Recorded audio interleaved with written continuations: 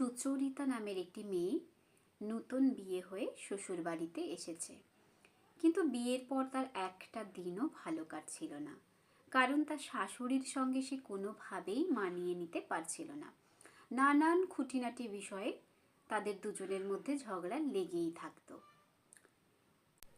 একদিন মেয়েটি বিরক্ত হয়ে ভাবল, এই বুড়ি মরলেই বাঁচি, এই বুড়ি মরার জন্য যা কিছু করতে হয় আমি তাই করব বলে সে তার বাবার বন্ধু ডাক্তার মিস্টার সেনের কাছে গেল। গিয়ে বলল, কাকু, আমাকে এমন একটা ওষুধ দাও তো, যাতে আমার শাশুড়িকে দিলে সে তক্ষুনি ছটফট করতে করতে মারা যায়। তখন ডাক্তার সেন তাকে বলল, শান্ত হও মা, আগে বলো কি হয়েছে। তখন প্রথম থেকে তার শাশুড়ির সঙ্গে যা যা হয়েছে মেয়েটি সব কিছুই ডাক্তার সেনের সঙ্গে বর্ণনা দিলেন। তখন ডাক্তার সেন শুনে বললেন, এ তো ভারী সমস্যা, সত্যিই তো শাশুড়িকে তো মেরেই ফেলতে হবে। তা মা, আমি তোমাকে একটি ওষুধ দেব, ওষুধটা 2 মাস ধরে তোমার শাশুড়িকে খাওয়াতে হবে।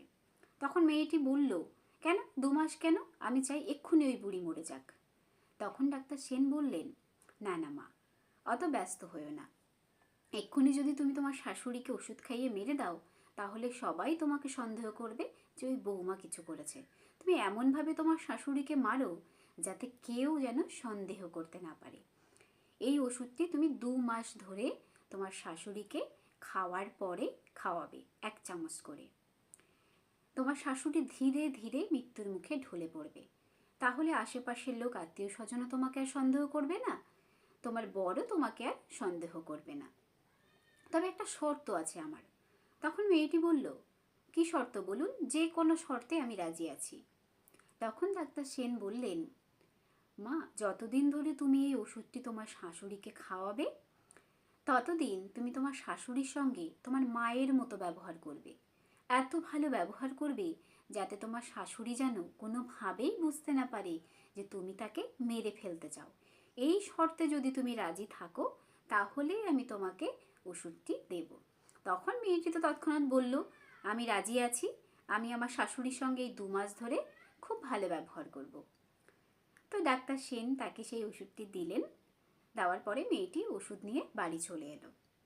বাড়ি আসার পর থেকে মেয়েটি তার শাশুড়ির সঙ্গে খুব ভালো ব্যবহার করতে শুরু করলো। তার শাশুড়ি সকালে উঠলে তাকে টিফিন করে খেতে দেওয়া, তার চা করে দেওয়া, দুপুরবেলা ভালো ভালো রান্না করে শাশুড়িকে খেতে দেওয়া, আর ভীষণ ভালো ব্যবহার শাশুড়ির সঙ্গে। শাশুড়ি তো অবাক হয়ে গেলেন যে আমার বৌমার হঠাৎ করে কী এমন হলো যে এতটা ভালো হয়ে গেল। তো বৌমা তো দিনের পর দিন শাশুড়ির সঙ্গে খুব ভালো ব্যবহার করতে লাগলেন, শাশুড়িকে খুব যত্নে রাখতে লাগলেন। এবার তার শাশুড়ি ভাবল যে মানুষের তো একদিন না একদিন পরিবর্তন হয়, আমার বৌমারও হয়তো পরিবর্তন হয়েছে, আমার বৌমা হয়তো খুব ভালো হয়ে গেছে, তো আমারও উচিত তার সঙ্গে মেয়ের মতো ব্যবহার করা। তো শাশুড়িও সেই দিন থেকে বৌমার সঙ্গে মেয়ের মতো ব্যবহার করতে শুরু করলেন। এরপর 1 মাস কেটে গেল। শাশুড়ি বৌমার সম্পর্ক অনেকটাই ভালো হয়েছে। তার স্বামীও দেখে খুশি হলেন যে না, তার বউ এবং তার মা খুব ভালোভাবেই সংসার করছে। এরপর 1.5 মাস কেটে গেল।